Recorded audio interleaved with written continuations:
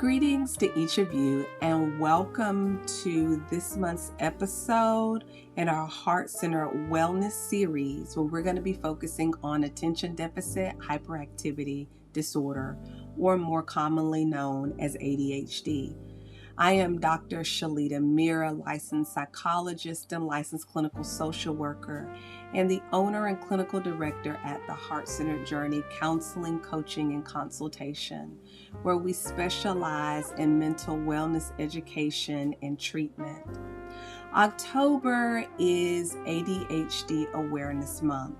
And so all month long, we're going to be providing videos, tools, and resources to help those who have been officially diagnosed with ADHD, or maybe some of you are experiencing the traits of ADHD, and this will hopefully motivate you to seek the next level of diagnosis and intervention. I want to say at the beginning of this mini webinar that this webinar is not meant to diagnose or provide treatment for ADHD. This is an educational series. Before we delve into enhancing our education around ADHD or attention deficit hyperactivity disorder, I do want to make a small disclaimer, and that disclaimer is around using the words symptom and trait interchangeably. Historical research and even the DSM uses the word symptom to describe or identify the characteristics of the varying types or categories of ADHD.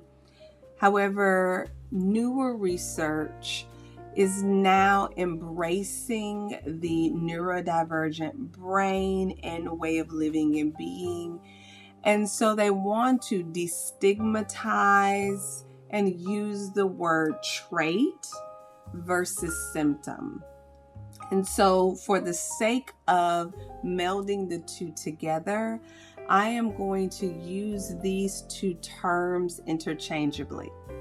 I will say, as a clinician, I really embrace the word trait or the use of the terminology of a trait.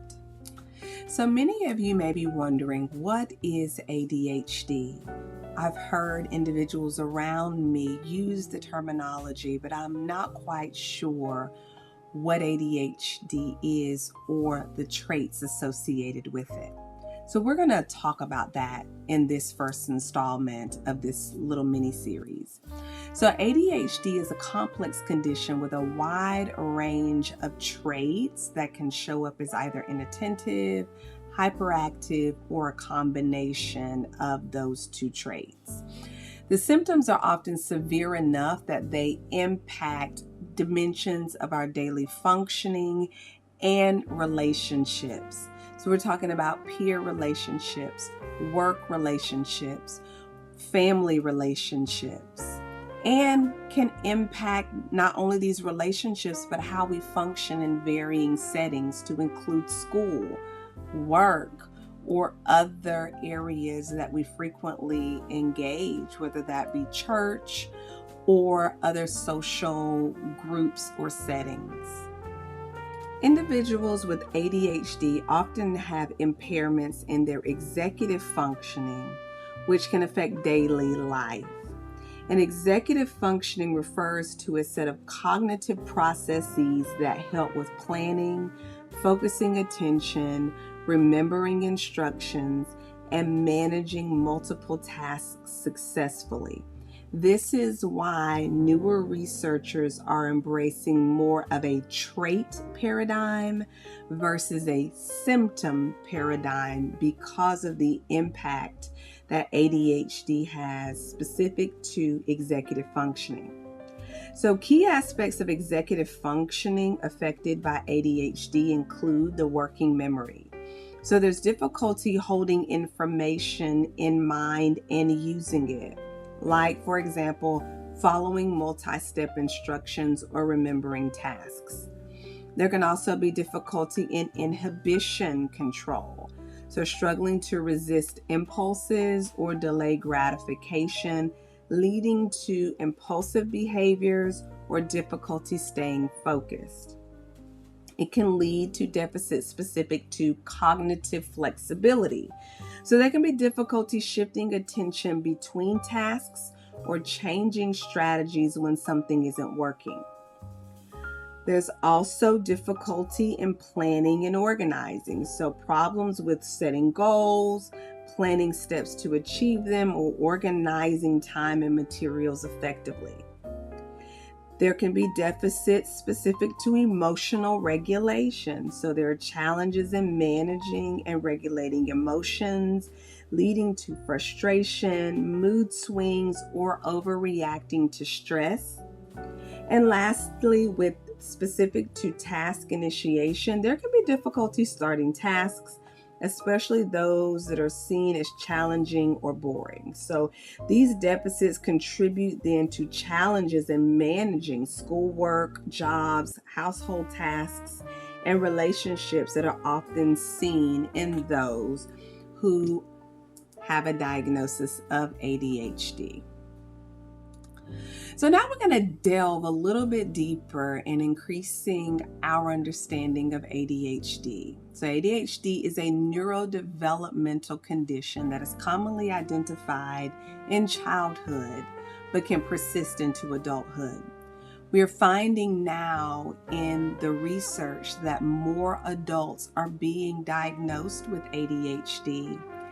But when we do an assessment, we realize that many of the traits were even present in childhood.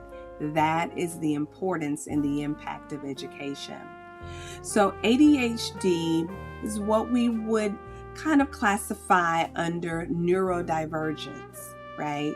And that is a little bit different than neurotypical brain functioning, neurotypical reasoning. And so it's important that those who have a neurodivergent brain processing or way of living or being in the world learn more about themselves. You have to learn what causes overstimulation. How do we self-soothe in those moments? You have to learn to embrace the uniqueness of self, so that you're not trying to function as a neurotypical person, but you embrace the divergent ways that your brain and body experience sensation. So it's a beautiful thing once we learn about how we experience the world.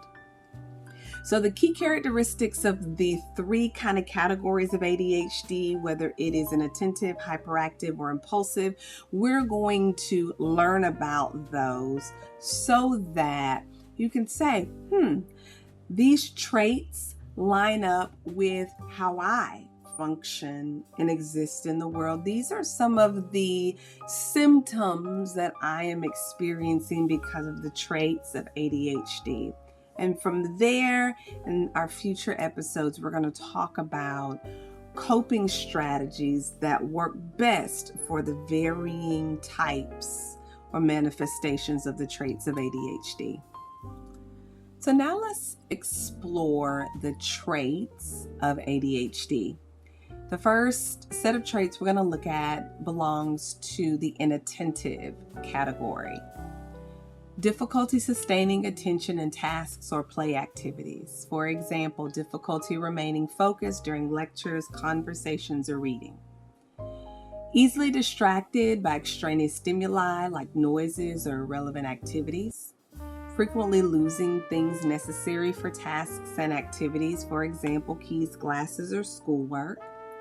Difficulty organizing tasks and activities, leading to poor time management and disorganization, or avoiding tasks that require sustained mental effort, such as completing lengthy reports or homework. Forgetfulness in daily activities like running errands or keeping appointments, or not following through on instructions, resulting in unfinished tasks or chores, or half-finished tasks or chores. And finally, frequent carelessness in making mistakes, often because they're rushing or inattentive to details. So that sums up the inattentive trait category. Next, we're going to look at hyperactivity, impulsivity symptoms or traits. Fidgeting or squirming in seats when expected to remain still. Difficulty staying seated in situations where it's expected, for example, classrooms, work meetings. Running or climbing in inappropriate situations, or often feeling restless. The inability to play quietly or engage in leisurely activities without being loud or disruptive. Talking excessively and interrupting conversations or games, or blurting out answers before questions are completed. Difficulty with turn taking. And interrupting or intruding on others. For example, butting into conversations or activities. Now, one can also have a combined presentation, and most individuals who are diagnosed with ADHD have a combination of inattentive and hyperactive/impulsive traits. And for a diagnosis and a combined presentation, we're looking at the experience of a combination of the symptoms or traits for at least 6 months. It's occurring in multiple settings. For example, we see it in school, home, or work. It's interfering with social, academic, or occupational functioning. And for children, we want 6 or more of the traits or symptoms of inattention or hyperactivity or impulsivity. And that's over a 6-month time frame. And for adolescents and adults, this is age 17 and older, we're looking for 5 or more of these traits and the resulting symptoms in either or a combination of these categories. Symptoms should have started before the age of 12 and should be present in more than one setting. So as we stated earlier, adults are now being diagnosed with ADHD, but when a thorough assessment is conducted, one finds that many of these traits existed during childhood. I hope today's video has increased or enhanced your knowledge and understanding of ADHD and its varying traits. Remember, the goal is to grow in our own understanding and knowledge of self and those to whom we love, so that we can provide appropriate supports and coping strategies so that we all can live a life where we thrive versus simply surviving. So I hope that you will join us on our next mini series as we focus on attention deficit hyperactivity disorder this month, where we are going to be looking at the differences between childhood traits and adult traits, and also how traits differ between males and females. I pray that you have a phenomenal week, and we look forward to seeing you soon as we continue to grow in our understanding and knowledge of all things mental wellness.